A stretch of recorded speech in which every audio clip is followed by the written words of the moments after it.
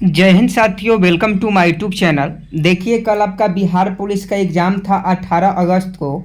और 18 अगस्त को बिहार पुलिस के एग्ज़ाम में जो मधेपुरा डिस्ट्रिक्ट में क्वेश्चन पूछा गया था, वो सभी क्वेश्चन हमारे पास आ गए हैं। ये सभी क्वेश्चन सौरव यादव जी के द्वारा बताया गया है, जिनका मधेपुरा में एग्ज़ाम था। और ये मधेपुरा के जो साइड में मधुबनी हो गया, दरभंगा हो गया, उधर भी ये क्वेश्चन पूछा होगा, आप देख लीजिएगा। लेकिन 100% ये मधेपुरा का क्वेश्चन है। और आप सभी का लगातार कमेंट भी आ रहा था कि सर मधेपुरा में कौन कौन से क्वेश्चन पूछा गया था, उसका आप एनालिसिस करवा दीजिए। इसके पहले सिवान, गोपालगंज, गया, नालंदा का जो क्वेश्चन पूछा गया था, कटिहार, पूर्णिया और अररिया में जो क्वेश्चन पूछा गया था, वो सभी क्वेश्चन का एनालिसिस जो है हम अपने चैनल पर करवा दिए हैं। अगर आप अभी तक उस क्वेश्चन को नहीं देखे हैं तो चैनल पर जाइएगा, वहाँ देख लीजिएगा। और बहुत जल्द जो है कैमूर और अरवल ज़िला का भी हम एनालिसिस करवाने वाले हैं। तो आप चैनल को सब्सक्राइब कर लीजिएगा और बेल आइकन को प्रेस कर लीजिएगा अगर आपको क्वेश्चन एनालिसिस हर डिस्ट्रिक्ट का अलग अलग करना है तो। ये देखिए मधेपुरा में कौन कौन से क्वेश्चन पूछा गया था, चलिए देख लेते हैं। थोड़ा सा धुंधला दिखाई देगा क्योंकि कॉपी कलम से लिखा गया है। यहाँ देखिएगा, पहला क्वेश्चन, गांधी इरविन समझौता कब हुआ था, ये क्वेश्चन पूछा गया था। ये मधेपुरा में 18 अगस्त को, यानी कल बिहार पुलिस का जो एग्ज़ाम था उसमें पूछा गया था, गांधी इरविन समझौता कब हुआ था। तो इसका सही जवाब 1931 हो जाएगा। 1931 में गांधी इरविन समझौता हुआ था।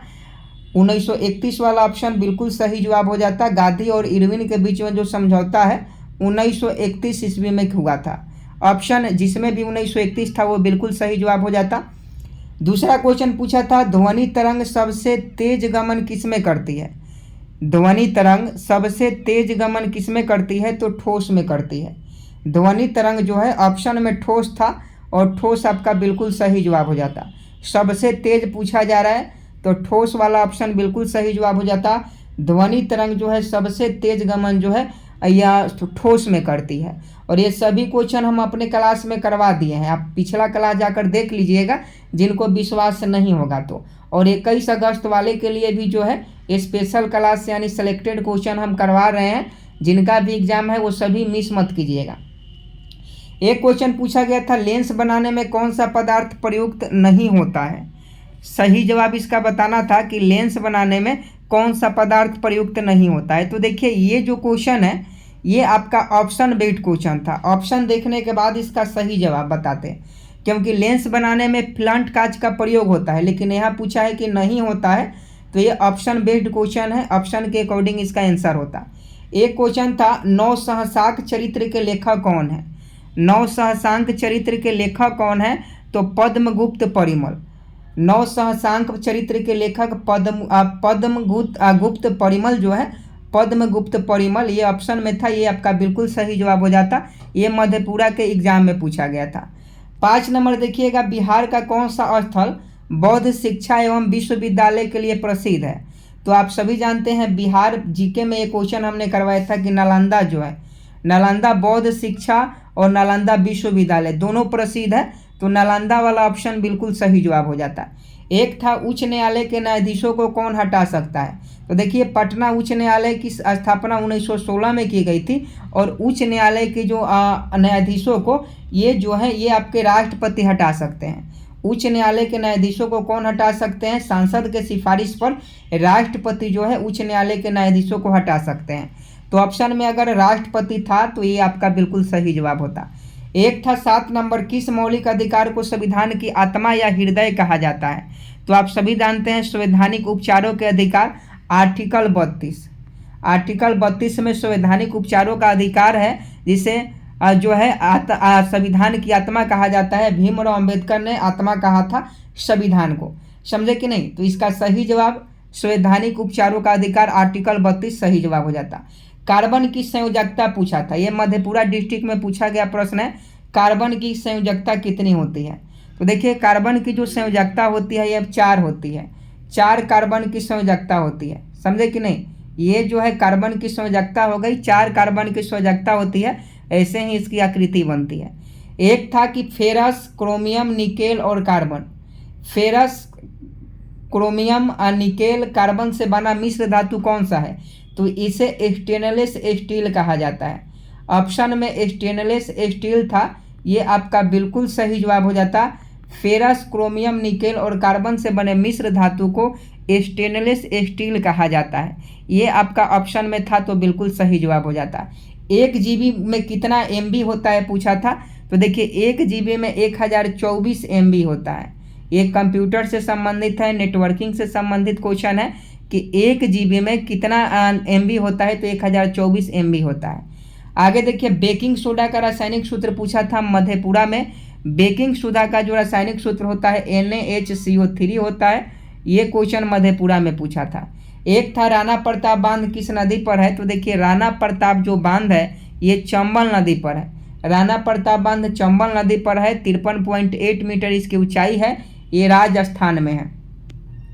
एक था वांसानूर किसका नस्ल है, वांसानूर किसका, ये क्वेश्चन थोड़ा सा गलत हमको लग रहा है, ये क्वेश्चन आप लोग देख लीजिएगा क्योंकि वांसानूर क्या होता है ये क्वेश्चन में थोड़ा सा हमको दिक्कत बुझा रहा है। एक क्वेश्चन था कि प्रथम विश्व युद्ध कब समाप्त हुआ, तो देखिए 1918 में, 1918 ऑप्शन में था तो बिल्कुल सही जवाब हो जाएगा। 28 जुलाई 1914 को शुरू हुआ और 11 नवंबर 1918 को प्रथम विश्व युद्ध जो है समाप्त हो गया। तो 14 का अगर 1918 वाला ऑप्शन था तो ये आपका बिल्कुल सही जवाब हो जाता। एक था बम्बई में प्रथम कपड़ा मिल कब लगा था, यहाँ देखिए 15 नंबर क्वेश्चन थोड़ा सा धुंधला दिखाई दे रहा होगा लेकिन इसका PDF आपको मिल जाएगा। जो लोग भी मधेपुरा डिस्ट्रिक्ट के हैं जिनका एग्जाम था वो लोग PDF लेना चाहते हैं तो वीडियो के डिस्क्रिप्शन में लिंक मिल जाएगा। अगर लिंक से डाउनलोड नहीं होता है तो टेलीग्राम पर PDF दे दिया जाएगा, वहाँ से आप लोग डाउनलोड कर लीजिएगा। तो बम्बई में प्रथम कपड़ा मिल कब लगा था, तो आपको बता दें बम्बई में प्रथम कपड़ा मिल 1854 ईस्वी में लगा था। तो 1854 वाला आपका बिल्कुल सही जवाब होता। एक देखिए रबी फसल है, ऑप्शन में था गेहूं, ज्वार, चावल और बाजरा। तो देखिए रबी फसल मतलब गेहूं, ये क्वेश्चन कितना बेर आपको करवाए हैं कि रबी फसल गेहूं होता है और खरीफ फसल धान होता है। तो ऑप्शन ए इसका सही जवाब होता। एक था कुमायूं हिमालय किन की नदियों के बीच है, तो कुमायूं हिमालय जो है सतलज नदी और काली नदी के बीच में है। कुमायूं हिमालय सतलज नदी और काली नदी के बीच में है, ऑप्शन में था सतलज नदी और काली नदी, तो आपका बिल्कुल सही जवाब होता। एक था 1953 में DNA की संरचना का निर्धारण किसने किया, तो 1953 में DNA की संरचना का निर्धारण जो है द्विकुंडलित संरचना का पता वाटसन एवं क्रिक नामक वैज्ञानिक ने लगाया। तो वाटसन एवं क्रिक वाला ऑप्शन आपका बिल्कुल सही जवाब होता।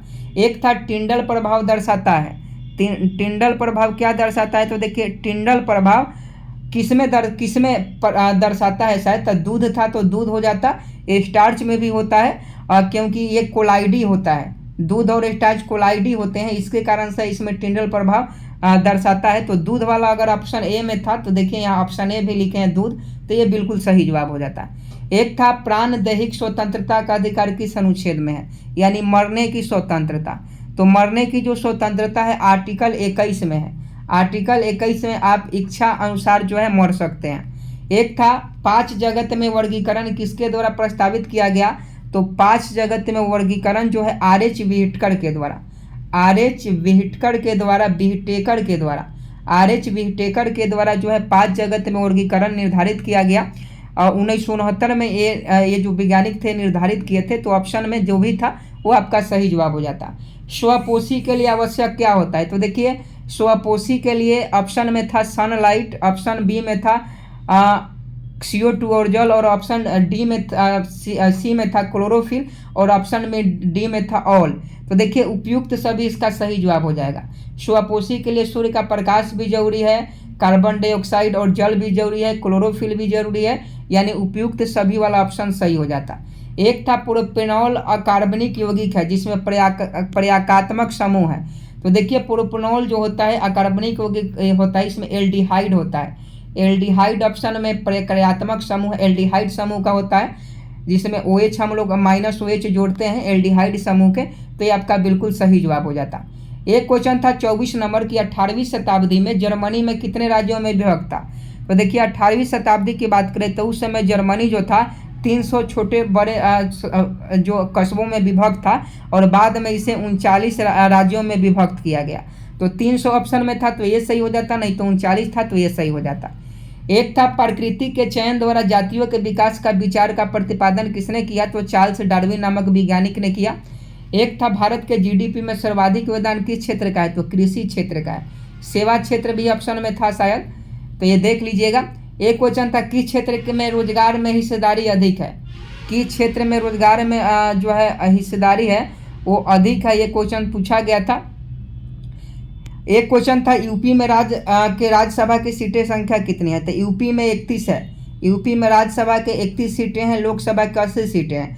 बिहार में लोकसभा के 40 सीटें हैं और 16 राज्यसभा की सीटें हैं, 243 जो है विधानसभा की सीटें हैं। अगला क्वेश्चन है त्रिफला में कौन सा समास है, त्रिफला में कौन सा समास है, ये सभी क्वेश्चन मधेपुरा डिस्ट्रिक्ट में पूछा गया था। त्रिफला में द्विगु समास है। त्रिफला में कौन सा समास है, द्विगु समास है। एक था बिहार कितने प्रशासनिक प्रभारी में विभक्त है, तो देखिए 9 प्रमंडल, जिला 38 और अनुमंडल 101, ये ऑप्शन में था, तो ये देख लीजिएगा, ऑप्शन के अनुसार सही हो जाता। अंतर्राष्ट्रीय शिक्षा दिवस कब मनाया जाता है, तो अंतर्राष्ट्रीय शिक्षा दिवस आप सभी जानते हैं 24 जनवरी को मनाया जाता है। एक था अनुच्छेद 164 के 1 में कौन से राज्य की चर्चा है, तो देखिए अनुच्छेद 164 के 1 में बिहार, एमपी और उड़ीसा राज्यों का चर्चा है। ये जनजाति आदिवासी से संबंधित आर्टिकल 164 है। एक क्वेश्चन पूछा गया था किसी वेबसाइट को खोलने पर पहला पेज, तो देखिए कोई भी वेबसाइट खोलते हैं तो उसका पहला पेज होम पेज कहलाता है। नेक्स्ट है प्रकाश की उपस्थिति में पादप हार्मोन का निर्माण होता है, तो ऑक्सिन के रूप में, ऑक्सिन के रूप में पादप हार्मोन का निर्माण होता है। आगे था मौर्य काल में जिला स्तर का न्यायालय क्या कहलाता था, तो दीवानी न्यायालय था या चक्र था, जो भी ऑप्शन में था वो आपका बिल्कुल सही जवाब हो जाता। तो देखिए मधेपुरा के जो सौरव यादव जी का एग्जाम था मधेपुरा डिस्ट्रिक्ट में, उन्होंने टोटल 35 क्वेश्चन हमारे पास भेजे थे और 35 क्वेश्चन का आंसर हमने बता दिया। तो आप मिला लीजिएगा, अगर आप मधेपुरा अगर आपका एग्जाम सेंटर था तो आप लोग मिला लीजिएगा। और मधेपुरा के अलावे ये जो क्वेश्चन है और किस किस डिस्ट्रिक्ट में था कमेंट बॉक्स में बताइएगा, क्योंकि हर सेट का क्वेश्चन 3-4 जिला में था। जैसे एक सेट जो था कटिहार, पूर्णिया, अररिया में था, एक सेट सिवान गोपालगंज में था, एक सेट नालंदा गया में था, और ये मधेपुरा, मधुबनी, दरभंगा में ये सब क्वेश्चन पूछा गया था। ये मधेपुरा में जिनका एग्जाम था उन्होंने ये क्वेश्चन बताया था।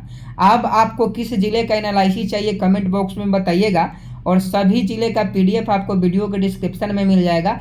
और इतना मेहनत करने के बाद भी अगर आप चैनल को सब्सक्राइब नहीं करते हैं तो ये बहुत गलत बात है। आप सभी से रिक्वेस्ट है चैनल को सब्सक्राइब कर आप हमें सपोर्ट कीजिए। इतना कुछ कर रहे हैं तो आप हमें सपोर्ट कीजिएगा, तो इससे और अच्छा करने का प्रयास करेंगे। तो वीडियो को शेयर कर दीजिए। जय हिंद, जय भारत।